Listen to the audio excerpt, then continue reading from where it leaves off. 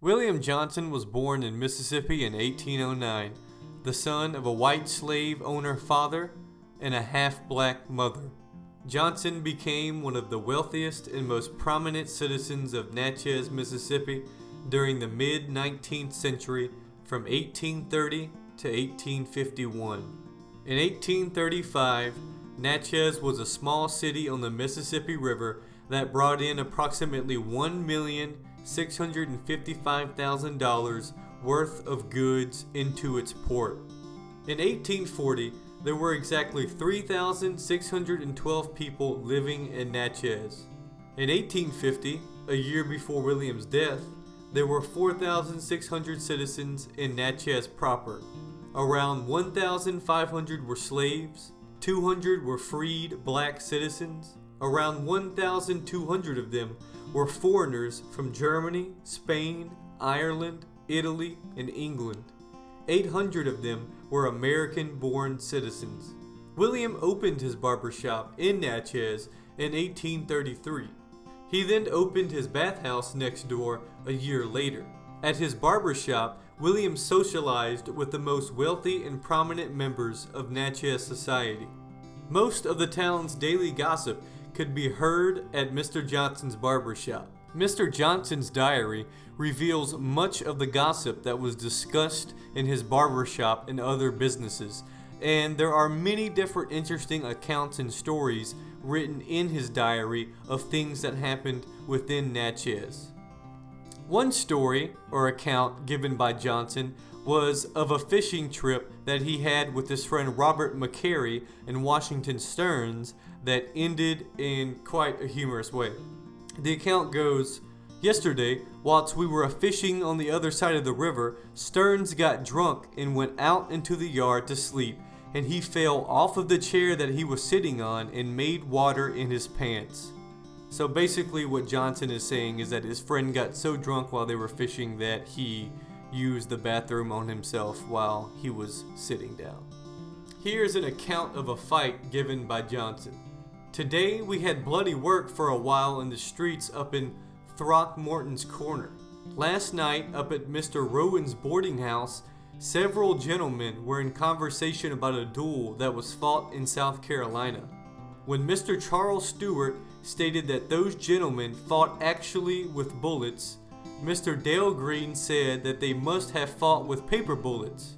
Mr. C. Stewart then said if any man would say that they fought with paper bullets, then he is a damned liar, and a damned scoundrel, and a damned coward." This was at the supper table, and Mr. Dale Green jumped up and slapped Mr. C. Stewart's cheek one very hard slap. They were then parted so young, Stewart told him that they would settle it in the morning. So this morning, young Stewart took a stand up at Carpenter's drugstore for the purpose of making the attack upon Dale Green as he would be going to the bank. Dr. Hubbard, at the request of his brother, went up to Carpenter's with young Stewart to see him out in the affair. Elix Stewart said that he would not take any part in the affair, and he took a stand over on Soria's corner. And as Dale Green passed the door, Stewart stepped up to him and told him that now was the time to settle their dispute. And at the same time, he struck Mr. Dale Green with his stick. Mr. D then struck him back with an umbrella. Stewart struck him with the stick again. Mr. D then stepped back and drew a pistol and fired at Mr. S and missed him. Mr. S then drew and fired, and the ball lodged under the arm in the left side of Mr. Dale Green.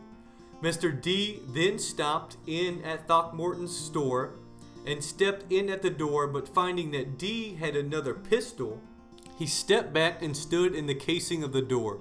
D then advanced on him, shot him on left side of the face on the temple or upper hinge of the jawbone, and the instant the ball took effect, he dropped on his knees and fell over on the pavement as dead, so dead that he barely breathed. At the instant he fell, Mr. Elix Stewart ran up and struck D with his fist. D then advanced on him with an empty pistol, and in doing so, Dr. Hubbard shoved him back. E.S. drew a bowie knife and commenced cutting at him. Mr. D had no weapon at this time and was fighting with his naked hands and Mr. E.F. with his knife. E.S. cut him twice over the head and cut his little finger nearly off the split his hand pretty bad. It was one of the gamest fights that we have ever had in our city before. In 1838, Mr. Johnson paid $3,400 to build a new 3-story work building on Main Street next to the courthouse and the 100-room Natchez Hotel.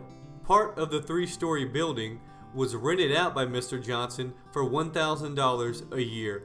Mr. Johnson's businesses were one of the key features of Natchez life for its citizens. But Mr. Johnson was also a musician and a lover of hunting and fishing. He was a violinist who also played guitar and piano. The Johnson family records at LSU contains over 400 pieces of music. Mr. Johnson would buy sheet music at auctions and sell them in his barbershop. The diary of Mr. Johnson reveals that he spent a considerable amount of time hunting and fishing in the local Louisiana-Mississippi area. Johnson is responsible for the longest personal chronicle diary of a black American in the antebellum South. His collection of diaries and memoirs is a priceless historical document for understanding life in the deep south of Mississippi and Louisiana in the mid-19th century.